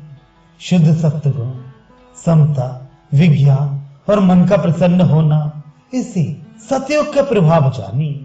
सत्वगुण अधिक हो, कुछ रजोगुण हो, कर्मों में प्रीत हो, सब प्रकार से सुख हो, यह त्रेता का धर्म है। रजोगुण बहुत हो, सत्वगुण बहुत ही थोड़ा हो, कुछ तमोगुण हो, मन में हर्ष और भय हो, यह द्वापर का धर्म है। तमोगुण बहुत हो, रजोगुण थोड़ा हो, चारों ओर वैर विरोध हो, यह कलयुग का प्रभाव है। पंडित लोग युगों के धर्म को मन में जान पहचान कर अधर्म छोड़कर धर्म में प्रीत करते हैं। जिसका श्री रघुनाथ जी के चरणों में अत्यंत प्रेम है, उसको योग धर्म नहीं व्यापते। हे पक्षीराज, बाजीगर का किया हुआ कपट चरित्र इंद्रजाल देखने वालों के लिए बड़ा दुर्गम होता है, पर नटके सेवक जबूरे को उसकी माया नहीं व्यापती। श्री हरि की माया के द्वारा रचे हुए दोष और गुण श्री हरि के भजन बिना नहीं जाते। मन में ऐसा विचार कर सब कामनाओं को छोड़कर निष्काम भाव से श्री राम का भजन करना चाहिए। हे पक्षीराज, उस कल काल में मैं बहुत वर्षों तक अयोध्या में रहा। एक बार वहां अकाल पड़ा, तब मैं विपत्ति का मारा विदेश चला गया। हे सर्पों के शत्रु गरुण जी, सुनिए, मैं दीन, उदास, दरिद्र और दुखी होकर उज्जैन गया। कुछ काल बीतने पर कुछ संपत्ति पाकर फिर मैं वहीं भगवान शंकर की आराधना करने लगा। एक ब्राह्मण वेद विधि से सदा शिव जी की पूजा करते, उन्हें दूसरा कोई काम ना था। वे परम साधु और परमार्थ के ज्ञाता थे। वे शंभु के उपासक थे, पर श्री हरि की निंदा करने वाले ना थे। मैं कपट पूर्वक उनकी सेवा करता। ब्राह्मण बड़े ही दयालु और नीति के घर थे। हे स्वामी, बाहर से नम्र देखकर ब्राह्मण मुझे पुत्र की भांति मानकर पढ़ाते थे। उन ब्राह्मण श्रेष्ठ ने मुझको शिव जी का मंत्र दिया और अनेकों प्रकार के शुभ उपदेश किए। मैं शिव जी के मंदिर में जाकर मंत्र जपता, मेरे हृदय में दम्भ और अहंकार बढ़ गया। मैं दुष्ट, नीच जाति और पापमयी मलिन बुद्धि वाला मोहवश श्री हरि के भक्तों और द्विजों को देखते ही जल उठता और विष्णु भगवान से द्रोह करता था। गुरुजी मेरे आचरण देखकर दुखित थे। वे मुझे नित्य ही भली भांति समझाती, पर मैं कुछ भी नहीं समझता। उल्टे मुझे अत्यंत क्रोध उत्पन्न होता। दम्भी को कभी नीत अच्छी लगती है।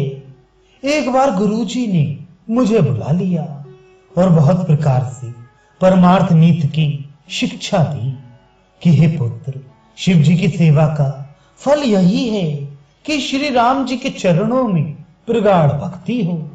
हिता शिव जी और ब्रह्मा जी भी श्री राम जी को भजते हैं। फिर नीच मनुष्य की तो बात ही कितनी है। ब्रह्मा जी और शिव जी जिनके चरणों के प्रेमी हैं, अरे अभागे, उनसे द्रोह करके तू सुख चाहता है। गुरुजी ने शिव जी को हरि का सेवक कहा। यह सुनकर हे पक्षी राज, मेरा हृदय जल उठा। नीच जाति का मैं विद्या पाकर ऐसा हो गया जैसे दूध पिलाने से सांप। अभिमानी, कुटिल, दुर्भाग्य और कुजाति में दिन रात गुरुजी से द्रोह करता। गुरुजी अत्यंत दयालु थे, उनको थोड़ा सा भी क्रोध नहीं आता। मेरे द्रोह करने पर भी वे बार बार मुझे उत्तम ज्ञान की ही शिक्षा देती थी। नीच मनुष्य जिससे बड़ाई पाता है, वे सबसे पहले उसी को मारकर उसी का नाश करता है। हे भाई सुनिए, आग से उत्पन्न हुआ धुआं मेघ की पदवी पाकर उसी अग्नि को बुझा देता है। धूल रास्ते में निरादर से पड़ी रहती है और सदा सब चलने वालों के लातों की मार सहती है। पर जब पवन उसे ऊंचा उठाता है तो सबसे पहले वे उसी पवन को भर देती है और फिर राजाओं के नेत्रों और मुकुटों पर पड़ती है। हे पक्षी राज गरुड़ जी, सुनिए, ऐसी बात समझकर बुद्धिमान लोग नीच का संग नहीं करते। कवि और पंडित ऐसी नीत कहते हैं कि दुष्ट से ना कलह ही अच्छा है, ना प्रेम ही। हे गोसाई, उससे तो सदा उदासीन ही रहना चाहिए। दुष्ट को कुत्ते की तरह दूर से ही त्याग देना चाहिए। मैं दुष्ट था, हृदय में कपट और कुटिलता भरी थी। इसलिए यद्यपि गुरुजी हित की बात कहते थे, पर मुझे वह सुहाती ना थी। एक दिन में शिव जी के मंदिर में शिव नाम जप रहा था। उसी समय गुरुजी वहां आए, पर अभिमान के मारे मैंने उठकर उनको प्रणाम नहीं किया। गुरुजी दयालु थे, मेरा दोष देखकर भी उन्होंने कुछ नहीं कहा। उनके हृदय में लेश मात्र भी क्रोध नहीं हुआ। पर गुरु का अपमान बहुत बड़ा पाप है, अतः महादेव जी उसे सह नहीं सके। मंदिर में आकाशवाणी हुई कि अरे हतभाग्य, मूर्ख, अभिमानी, यद्यपि तेरे गुरु को क्रोध नहीं है, वे अत्यंत कृपालु चित्त के हैं और उन्हें पूर्ण तथा यथार्थ ज्ञान है। तो भी हे मूर्ख, तुझको मैं श्राप दूंगा, क्योंकि नीति का विरोध मुझे अच्छा नहीं लगता। अरे दुष्ट, यदि मैं तुझे दंड ना दूं तो मेरा वेद मार्ग ही भ्रष्ट हो जाए। जो मूर्ख गुरु से ईर्ष्या करते हैं, वे करोड़ों युगों तक रौरव नरक में पड़े रहते हैं। फिर वहां से निकलकर वे त्रियक अर्थात पशु पक्षी आदि योनियों में शरीर धारण करती हैं और 10,000 जन्मों तक दुख पाते रहती हैं। अरे पापी, तू गुरु के सामने अजगर की भांति बैठा रहा।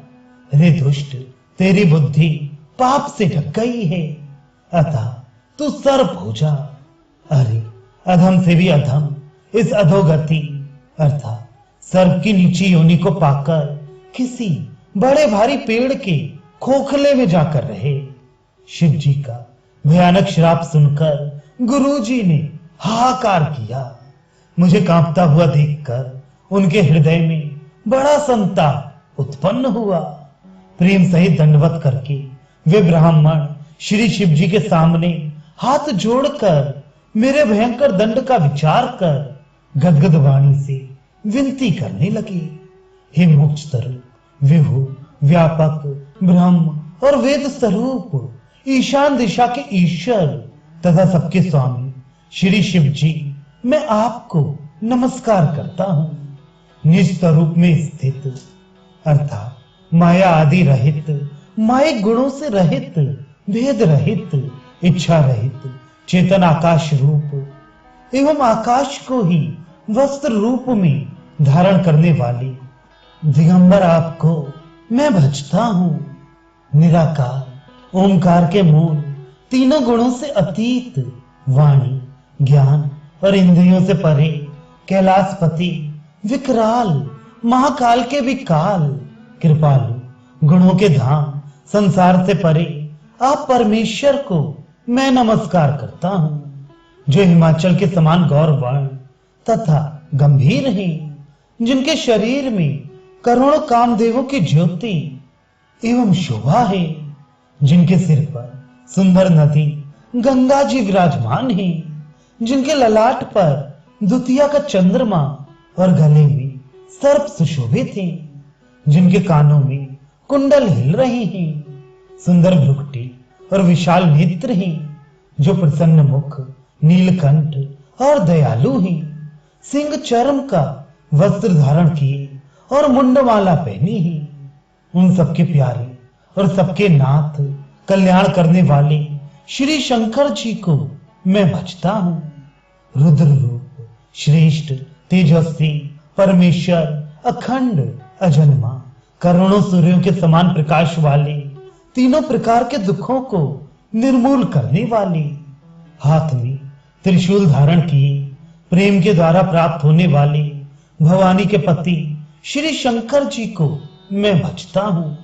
कलाओं से परे, कल्याण स्वरूप, कल्प का अंत करने वाले, सज्जनों को सदा आनंद देने वाले, त्रिपुर के शत्रु, सच्चिदानंद घन, मोह को हरने वाले, मन को मत डालने वाले, कामदेव के शत्रु, हे प्रभु प्रसन्न होइए, प्रसन्न होइए। जब तक पार्वती के पति आपके चरण कमलों को मनुष्य नहीं भजते, तब तक उन्हें ना तो इहलोक और परलोक में सुख शांति मिलती है और ना उनके तापों का नाश होता है।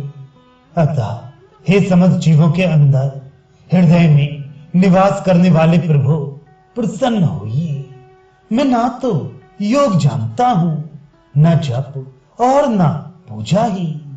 हे शंभु, मैं तो सदा सर्वदा आपको ही नमस्कार करता हूं। हे प्रभु, बुढ़ापा तथा जन्म मृत्यु के दुख समूह से जलते हुए मुझ दुखी की दुख से रक्षा कीजिए। हे ईश्वर, हे शंभु, मैं आपको नमस्कार करता हूं। भगवान रुद्र की स्तुति का ये अष्टक उन शंकर जी की तुष्टि प्रसन्नता के लिए ब्राह्मण द्वारा कहा गया।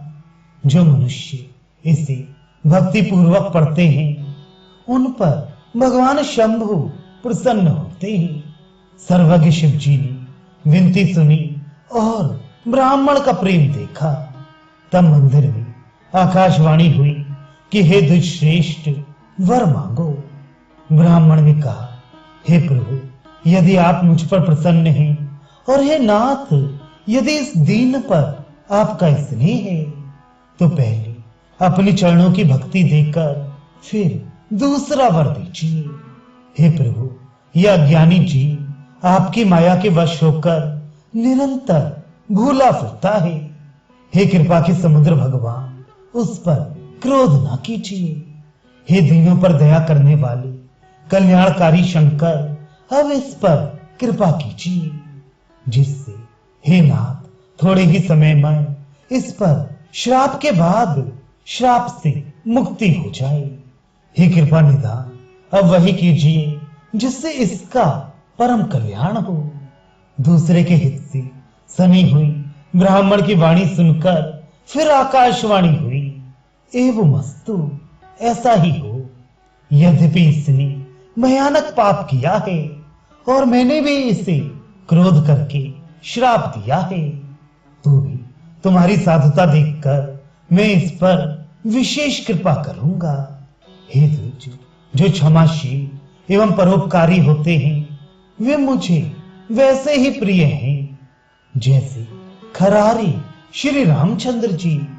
हे द्विज, मेरा श्राप व्यर्थ नहीं जाएगा, ये 1000 जन्म अवश्य पाएगा, परंतु जन्मने और मरने में जो दुस्सह दुख होता है, इसको वह दुख जरा भी ना व्यापेगा और किसी भी जन्म में इसका ज्ञान नहीं मिटेगा। हे शूद्र, मेरा सत्य वचन सुन।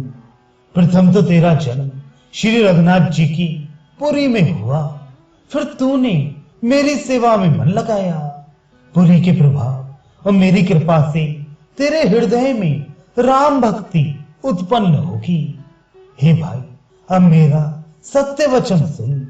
द्विजों की सेवा ही भगवान को प्रसन्न करने वाला व्रत है।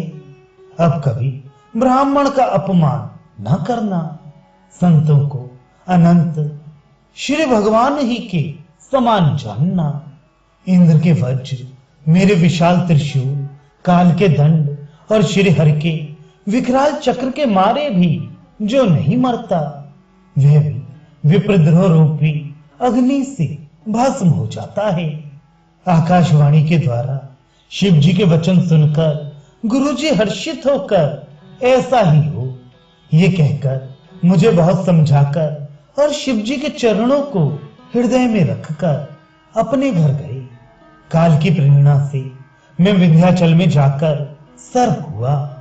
फिर कुछ काल बीतने पर बिना ही परिश्रम कष्ट के मैंने वह शरीर त्याग दिया। हे हरिवाहन, मैं जो भी शरीर धारण करता उसे बिना ही परिश्रम वैसे ही सुखपूर्वक त्याग देता था, जैसे मनुष्य पुराना वस्त्र त्याग देता है और नया पहन लेता है। शिव जी ने वेद की मर्यादा की रक्षा की और मैंने क्लेश भी नहीं पाया। इस प्रकार हे पक्षी राज, मैंने बहुत से शरीर धारण किए, पर मेरा ज्ञान नहीं गया। तिर्यक योनि, देवता या मनुष्य का जो भी शरीर धारण करता, वहां वहां उस शरीर में मैं श्री राम जी का भजन जारी रखता। इस प्रकार मैं सुखी हो गया, परंतु एक शूल मुझे बना रहा। गुरु जी का कोमल सुशील स्वभाव मुझे कभी नहीं भूलता। अर्थात मैंने ऐसे कोमल स्वभाव वाले दयालु गुरु का अपमान किया, ये दुख मुझे सदा बना रहा। मैंने अंतिम शरीर ब्राह्मण का पाया, जिसे पुराण और वेद देवताओं को भी दुर्लभ बताते हैं। मैं वहां ब्राह्मण शरीर में भी बालकों में मिलकर खेलता तो श्री रघुनाथ जी की ही सब लीलाएं किया करता। सयाना होने पर पिताजी मुझे पढ़ाने लगे। मैं समझता, सुनता और विचारता, पर मुझे पढ़ना अच्छा नहीं लगता था। मेरे मन से सारी वासनाएं भाग गईं, केवल श्री राम जी के चरणों में लव लग गई। हे गरुण जी, कहिए ऐसा कौन अभागा होगा जो कामधेनु को छोड़कर गधे की सेवा करेगा। प्रेम में मग्न रहने के कारण मुझे कुछ भी नहीं सुहाता। पिताजी पढ़ा पढ़ा कर हार गए। जब पिता माता कालवश हो गए, मर गए, तब मैं भक्तों की रक्षा करने वाले श्री राम जी का भजन करने के लिए वन में चला गया। वन में जहां जहां मुनीश्वरों के आश्रम पाता, वहां वहां जा जाकर उन्हें सिर नवाता। हे गरुड़ जी, उनसे मैं श्री राम जी के गुणों की कथाएं पूछता। वे कहते और मैं हर्षित होकर सुनता।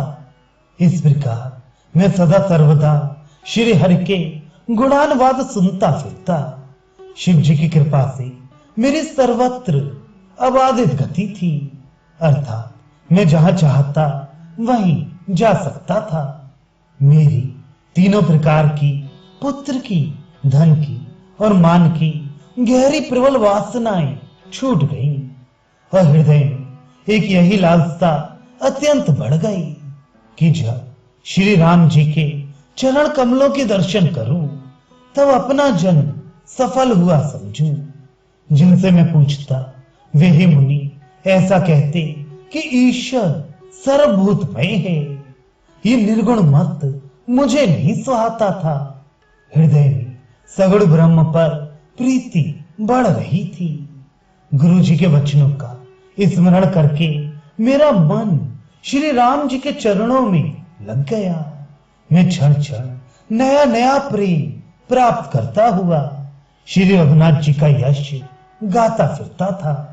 सुमेरु पर्वत के शिखर पर बड़ की छाया में लोमश मुनि बैठे थे। उन्हें देखकर मैंने उनके चरणों में सिर नवाया और अत्यंत दीन वचन कहे। हे पक्षी राज, मेरे अत्यंत नम्र और कोमल वचन सुनकर कृपालु मुनि मुझसे आदर के साथ पूछने लगे, हे ब्राह्मण, आप किस कार्य से यहाँ आए हैं? तब मैंने कहा, हे कृपा निधि, आप सर्वज्ञ हैं और सुजान हैं। हे भगवान, मुझे सगुण ब्रह्म की आराधना की प्रक्रिया कहिए। तब हे पक्षी राज, मुनीश्वर ने श्री रघुनाथ जी के गुणों की कुछ कथाएं आदर सहित कही। फिर भी ब्रह्म ज्ञान परायण विज्ञानवान मुनि मुझे परम अधिकारी जानकर ब्रह्म का उपदेश करने लगे कि वह अजन्मा है, अद्वैत है, निर्गुण है और हृदय का स्वामी अंतर्यामी है। उसे कोई बुद्धि के द्वारा माप नहीं सकता। वे इच्छा रहित, नाम रहित, रूप रहित, अनुभव से जानने योग्य, अखंड और उपमा रहित है। वे मन और इंद्रियों से परे, निर्मल, विनाश रहित, निर्विकार, सीमा रहित और सुख की राशि है। वेद ऐसा गाते हैं कि वही तू है, तत्वमसि। जल और जल की लहर की भांति उसमें और तुझ में कोई भेद नहीं है। मुनि ने मुझे अनेकों प्रकार से समझाया, पर निर्गुण मत मेरे हृदय में नहीं बैठा। मैंने फिर मुनि के चरणों में सिर नवाकर कहा, हे मुनीश्वर, मुझे सगुण ब्रह्म की उपासना कहिए। मेरा मन राम भक्ति रूपी जल में मछली हो रहा है, उसी में रम रहा है। हे चतुर मुनीश्वर, ऐसी दशा में वह उससे अलग कैसे हो सकता है? आप दया करके मुझे वही उपाय कहिए जिससे मैं श्री रघुनाथ जी को अपनी आंखों से देख सकूं। पहले नेत्र भरकर श्री अयोध्या नाथ को देखकर तब निर्गुण का उपदेश सुनूंगा। मुनि ने फिर अनुपम हरि कथा कहकर सगुण मत का खंडन करके निर्गुण का निरूपण किया। तब मैं निर्गुण मत को काटकर बहुत हट करके सगुण का निरूपण करने लगा। मैंने उत्तर प्रत्युत्तर किया। इससे मुनि के शरीर में क्रोध के चिन्ह उत्पन्न हो गए। हे प्रभु, सुनिए, बहुत अपमान करने पर ज्ञानी के भी हृदय में क्रोध उत्पन्न हो जाता है। यदि कोई चंदन की लकड़ी को बहुत अधिक रगड़े तो उससे भी अग्नि प्रकट हो जाएगी। मुनि बार बार क्रोध सहित ज्ञान का निरूपण करने लगे। तब मैं बैठा बैठा अपने मन में अनेकों प्रकार के अनुमान करने लगा। बिना द्वैत बुद्धि के क्रोध कैसा, और बिना अज्ञान के क्या द्वैत बुद्धि हो सकती है। माया के वश रहने वाला परछिन्न जड़ जीव क्या ईश्वर के समान हो सकता है।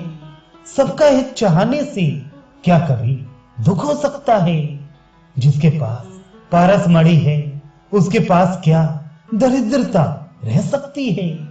दूसरे से द्रोह करने वाले क्या निर्भय हो सकते हैं, और कामी क्या कलंक रहित बेदाग रह सकते हैं।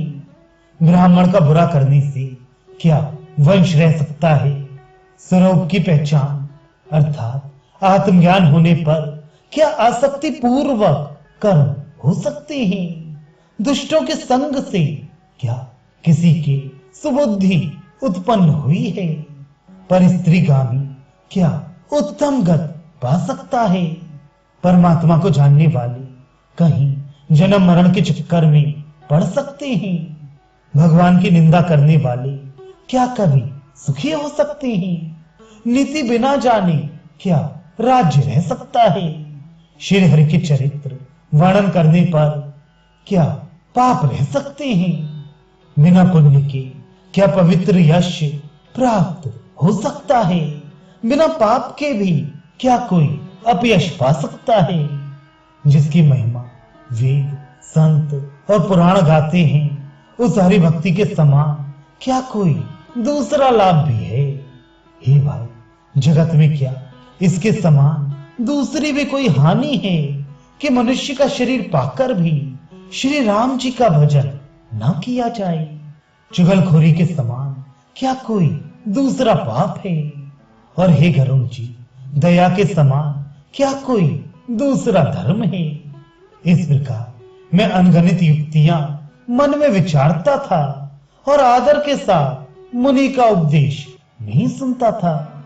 जब मैंने बार बार सगुण का पक्ष स्थापित किया, तब मुनि क्रोध युक्त वचन बोली, अरे मूर्ख, मैं तुझे सर्वोत्तम शिक्षा देता हूं, तो भी तू उसे नहीं मानता और बहुत से उत्तर प्रत्युत्तर लाकर रखता है।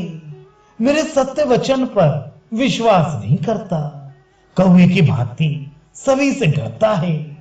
अरे मूर्ख, तेरे हृदय में अपने पक्ष का बड़ा भारी हठ है, अतः तू शीघ्र चांडाल पक्षी कौवा हो जा। मैंने आनंद के साथ मुनि के श्राप को सिर पर चढ़ा लिया। उससे मुझे ना कुछ भय हुआ ना दीनता ही आई। तब मैं तुरंत ही कौवा हो गया। फिर मुनि के चरणों में सिर नवाकर और रघुकुल शिरोमणि श्री राम जी का स्मरण करके मैं हर्षित होकर उड़ चला। शिव जी कहती है, हे उमा, जो श्री राम जी के चरणों के प्रेमी हैं और काम अभिमान तथा क्रोध से रहित हैं, वे जगत को अपने प्रभु से भरा हुआ देखते हैं, फिर वे किससे वैर करें। काकभूषणी जी ने कहा, हे पक्षी राज गरुड़ जी, सुनिए, इसमें ऋषि का कुछ भी दोष नहीं था। रघुवंश के विभूषण श्री राम जी ही सबके हृदय में प्रेरणा करने वाले हैं। कृपा सागर प्रभु ने मुनि की बुद्धि को भोली करके बुलावा देकर मेरे प्रेम की परीक्षा ली। मन, वचन और कर्म से जब प्रभु ने मुझे अपना दास जान लिया, तब भगवान ने मुनि की बुद्धि फिर पलट दी। ऋषि मेरा महान पुरुषों का सा स्वभाव, धैर्य, अक्रोध, विनय आदि और श्री राम जी के चरणों में विशेष विश्वास देखा। तब मुनि ने बहुत दुख के साथ बार बार पछताकर मुझे आदर पूर्वक बुला लिया। उन्होंने अनेकों प्रकार से मेरा संतोष किया और तब हर्षित होकर मुझे राम मंत्र दिया। कृपा निधान मुनि ने मुझे बालक रूप श्री राम जी का ध्यान की विधि बतलाई। सुंदर और सुख देने वाला ये ध्यान मुझे बहुत ही अच्छा लगा। वह ध्यान मैं आपको पहले ही सुना चुका हूं। मुनि ने कुछ समय तक मुझको वहां अपने पास रखा। तब उन्होंने रामचरितमानस वर्णन किया। आदर पूर्वक मुझे ये कथा सुनाकर फिर मुनि मुझसे सुंदर वाणी बोली, हे तात, ये सुंदर और गुप्त रामचरितमानस मैंने शिव जी की कृपा से पाया था। तुम्हें श्री राम जी का निज भक्त जाना, इसी से मैंने तुमसे सब चरित्र विस्तार के साथ कहा। हे तात, जिनके हृदय में श्री राम जी की भक्ति नहीं है, उनके सामने इसे कभी भी नहीं कहना चाहिए। मुनि ने मुझे बहुत प्रकार से समझाया। तब मैंने प्रेम के साथ मुनि के चरणों में सिर नवाया। मुनीश्वर ने अपने कर कमलों से मेरा सिर स्पर्श करके हर्षित होकर आशीर्वाद दिया कि अब मेरी कृपा से तेरे हृदय में सदा प्रगाढ़ राम भक्ति बसेगी। तुम सदा श्री रामचंद्र जी को प्रिय हो और कल्याण रूप गुणों के धाम मान रहित इच्छानुसार रूप धारण करने में समर्थ इच्छा मृत्यु अर्थात जिसकी शरीर छोड़ने की इच्छा करने पर ही मृत्यु हो, बिना इच्छा के मृत्यु ना हो, एवं ज्ञान और वैराग्य के भंडार हो। इतना ही नहीं, श्री भगवान को स्मरण करते हुए तुम जिस आश्रम में निवास करोगे, वहां एक योजन अर्थात 4 कोस तक माया मोह अविद्या नहीं व्यापेगी। काल, कर्म, गुण, दोष और स्वभाव से उत्पन्न कुछ भी दुख तुमको कभी भी नहीं व्यापेगा। अनेकों प्रकार की सुंदर श्री राम जी के रहस्य, गुप्त मर्म के चरित्र और गुण जो इतिहास और पुराणों में गुप्त और प्रकट हैं, वर्णित और लक्षित हैं, तुम उन सबको भी बिना ही परिश्रम जान जाओगे। श्री राम जी के चरणों में तुम्हारा नित्य नया प्रेम हो। अपने मन में तुम जो कुछ इच्छा करोगे, श्री हरि की कृपा से उसकी पूर्ति कुछ भी दुर्लभ नहीं होगी। हे धीर बुद्धि गरुण जी, सुनिए।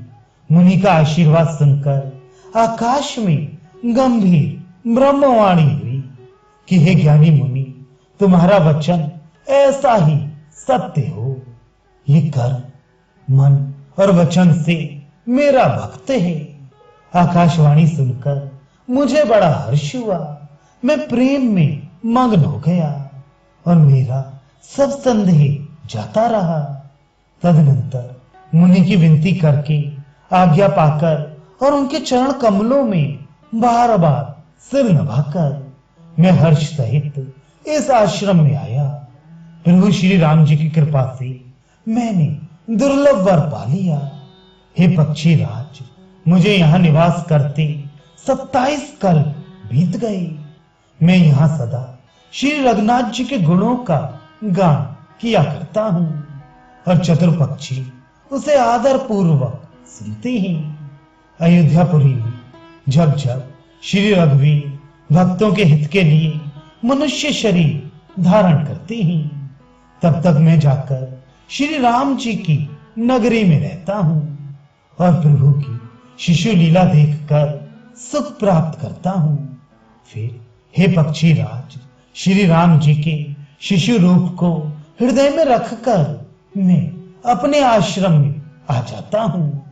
जिस कारण से मैंने कौए की देह पाई, वह सारी कथा आपको सुना दी। हे तात, मैंने आपके सब प्रश्नों के उत्तर कहे।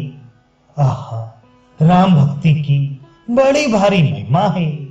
मुझे अपना ये काक शरीर इसलिए प्रिय है कि इसमें मुझे श्री राम जी के चरणों का प्रेम प्राप्त हुआ। इसी शरीर से मैंने अपने प्रभु के दर्शन पाए और मेरे सब संदेह जाते रहे, सब संदेह दूर हो गए। श्री रामचरितमानस मास पारायण